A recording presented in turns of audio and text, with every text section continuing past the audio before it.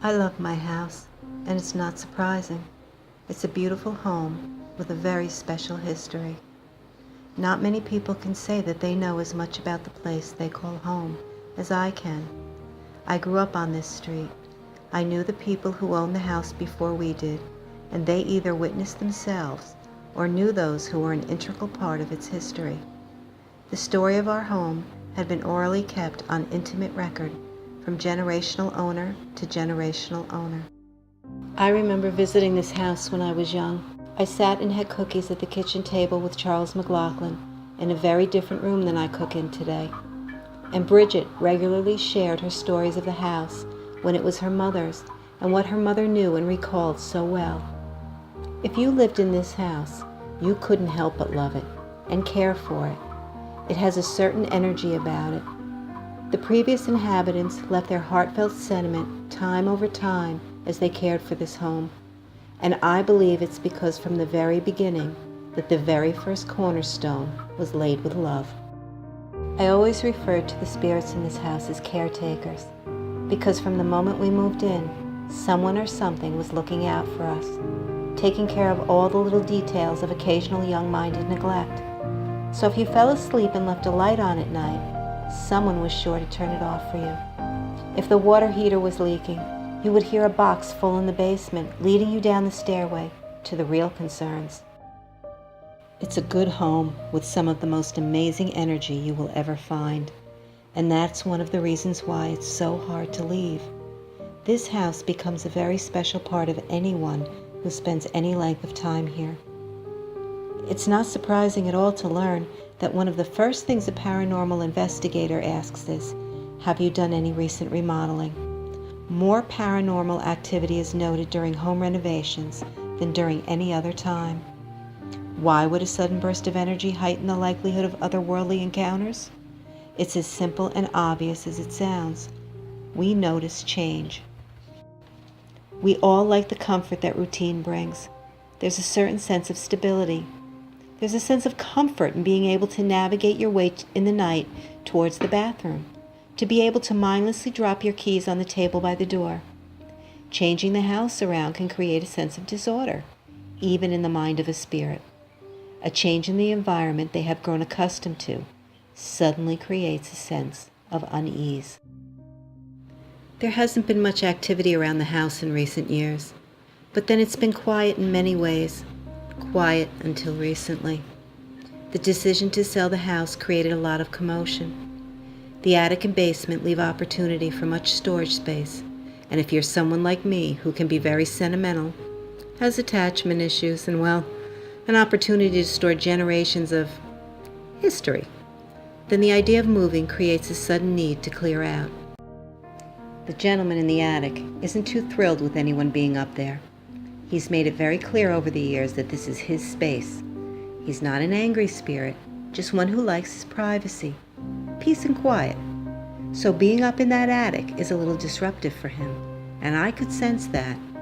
When you go up there and you feel that urgency to leave, that's simply him letting you know he'd rather be left alone. I could never understand why a spirit would be so attached to an attic. We were told that there was once a staircase that headed up to the attic space. The staircase began from inside the southwest room, crossed into the closet of the southeast room, turning upward. But still, it's an attic space, barely room to stand, barely anything resembling a space to be spending any amount of time in. Or so I thought. There were a few things still remaining from the previous owners. Burdensome things we just never got around to addressing. The area had to be cleaned, and I reluctantly headed back up there. I hated it up there. I don't like heights much, and I get very wobbly whenever I'm up there.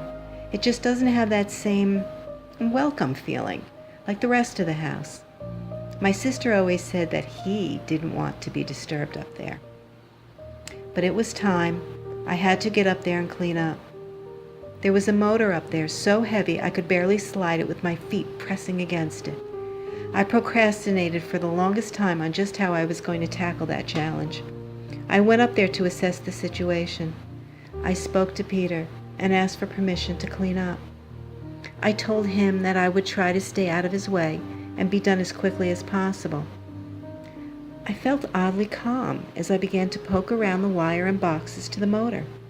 The main power source box was disconnected. I began cutting wires to detach the box from the motor when I suddenly realized I might just be able to take that motor apart, making it much easier to bring down from the attic. All these years I had procrastinated, never knowing just what to do with that motor, and suddenly it was clear, and it worked. Piece by piece, we carried out the smaller sections. The motor was used for Bridget McLaughlin. Her husband Charles installed the lift to assist her in and out of the bathtub. I was feeling pretty good about getting that motor out after all these years. I also felt pretty comfortable sitting up there working on that project. So comfortable, in fact, that I felt brave enough to go back up and tackle the south side of the attic. I never liked that side. I used to attribute it to the height in relationship to the street, but I was to discover differently. I was cleaning away, wrapping up and removing awnings so old they were shredding in my hands. As I moved slowly across the floor space, sweeping up all the years of dust and debris, I discovered something odd. One of the roof boards appeared to be peeling, like the bark of a tree. I reached out and pulled at it to discover the remnants of wallpaper. Wallpaper! At one time, this space was actually a room, and the man who prefers his privacy while up here was utilizing it for some purpose. As I turned, with my bag of dust and debris in one hand, and the cherished remnants of wallpaper in the other, I imagined it was like I could feel the comfort of a figure standing behind me, tilting his head with a small grin on his face, as if to say, yes, this is my space, and it was a room, see? It's hard when someone moves on, hard for those left behind. John Thomas, the spirit of a young man with blonde hair, is feeling just that. We had a good relationship over the years, kept each other in good company, and grew very accustomed to one another. So the idea of saying goodbye brings a sense of sadness and unease for us both. He's very anxious over the idea of new life in the house, but I know that he'll be fine. The energy that surrounds this house will only bring good people to it. Just as I remind him of this, I also try to keep reminding myself that I will find a new and special place with just the right energy for me. I had never experienced the young and sometimes needy little girl that my sister referred to as Eliza, so it came as quite a surprise to me when she caught my attention. I was in the kitchen doing some dishes when I felt a hard tug at the back of my shirt. I was alone in the house, so it was no surprise to turn and find no one there. I wondered if it was her. It reminded me so much of when a little one tugs at you for your attention. The next day, my feelings were confirmed. I went into my bedroom and saw her ever so briefly, for the very first time, walking past my bathroom door. And I could sense that she was feeling a little lonely. And sort of, the way a little one might come into your room at night and ask if it would be all right, if maybe they could come and sleep in your room with you. It's the spirit of Father Flannelly that's been the most active. He always had an attention to detail, and he's been over my shoulder, making sure I'm paying attention to all those little details that go with getting the house in order. And I mean all those little details. Putting the house up for sale includes setting it right and proper for the new owners, and he's making sure that I don't overlook a thing. The painters came in to transform the walls back to their solid charm. Not an easy task, mind you, and a costly one to boot. We decided to hire a professionally insured company this time. In the past, whenever there was work to do we couldn't do ourselves, we usually knew someone.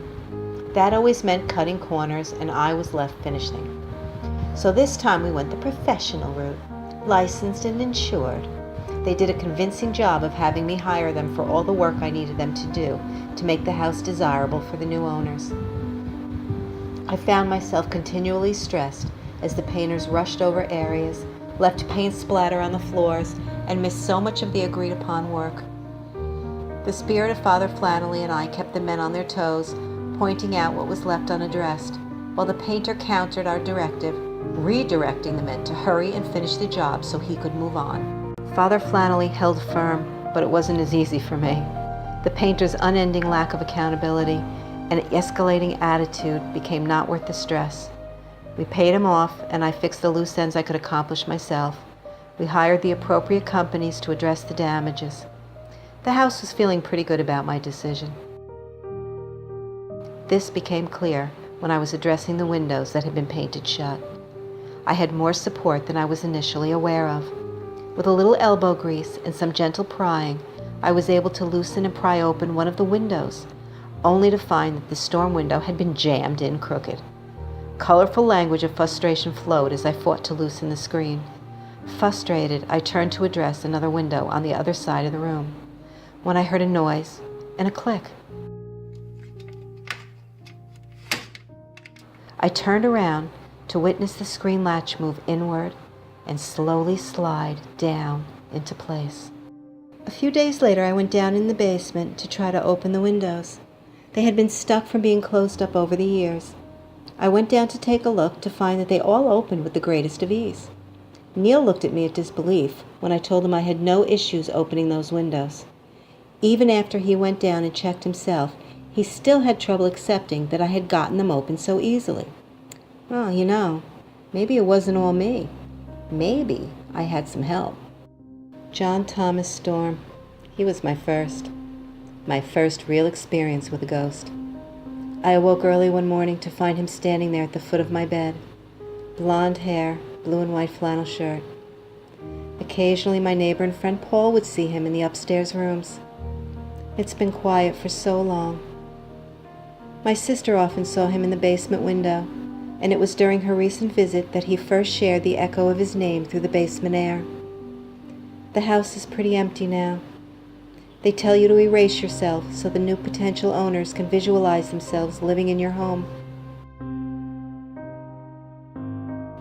I was sitting in the sparse living room, feeling nostalgic, remembering all the different arrangements, when I saw him ever so briefly again, that telltale blue and white flannel shirt, as it faded past the living room window. I'm going to miss this house. I know that the spirits I met while living here won't be joining me. They're attached to this house, and it's here they belong. I feel honored to have known them, be a part of this house's history, and among those who left their imprint here. In my heart, I know we will always be connected. The wolves had slowly begun to make their journey home. New caretakers would be called to the house, and the council returned to have their say. As my story ends, theirs begins.